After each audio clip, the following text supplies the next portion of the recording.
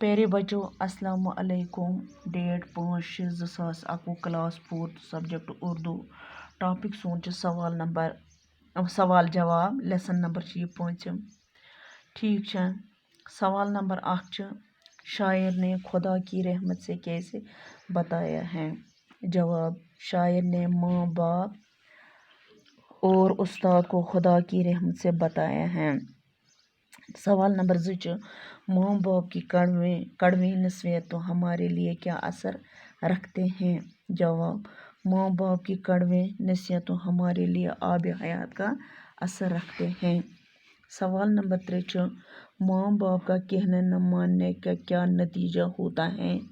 जवाब, माँ बाप का न मानने वाला जलील और रुस्वा हो जाता है, इसकी ज़िंदगी मुश्किलातों से दो चार होते हैं। ठीक है। बाकी वस्सलाम।